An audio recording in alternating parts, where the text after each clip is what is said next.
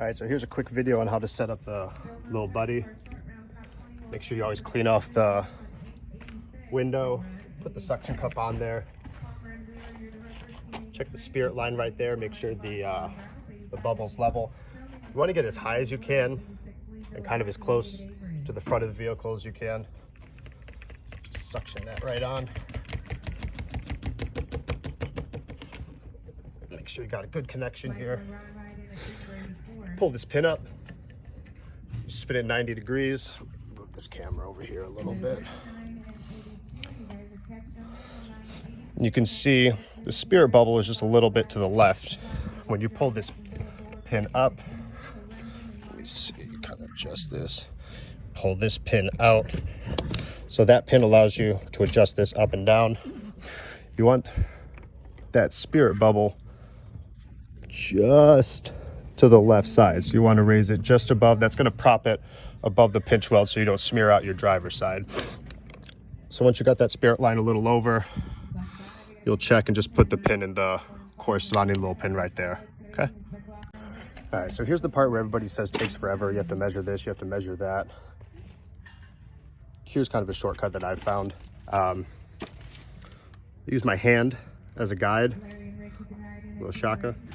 Just put your pinky right at the top of that pinch weld. And then you can measure down. It's a little Rhino logo right here. Let's see if I can catch that real quick. So just to the left of this nut is a little Rhino for the Lil Buddy. That's going to be your pivot point. So that's going to give you, you know, kind of the spot where that windshield is going to sit perfect. That support arm is going to sit perfect. So if you measure pinky at the top, kind of look where your thumb is. The Rhino's right here. Just inside the Rhino is going to be your pivot point. So this is a 2040 domestic windshield. Typically on these, depending on where your hand is, you can always measure it, but it's right by my thumb. So just left of the Rhino is right where my thumb is, okay?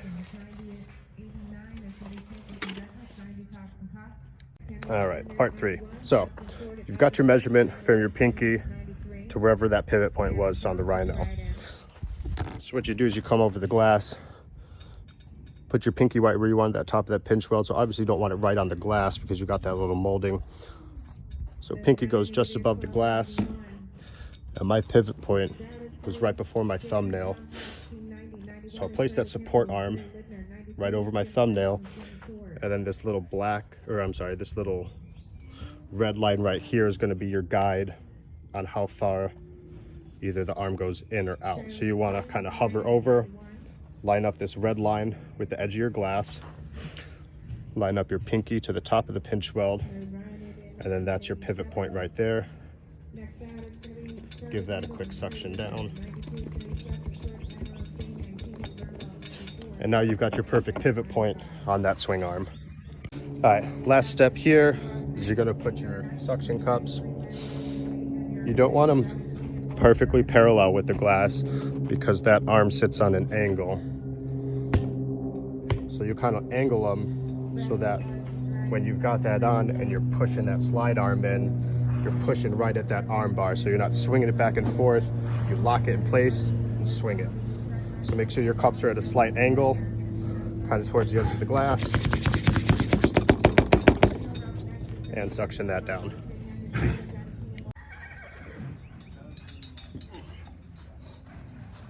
All right, extend that arm out, hook it up on there.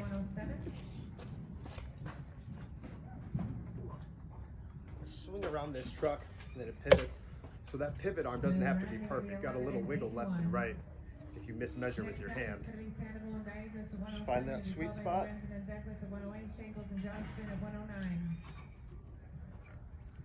Lay that windshield right in, tape it up.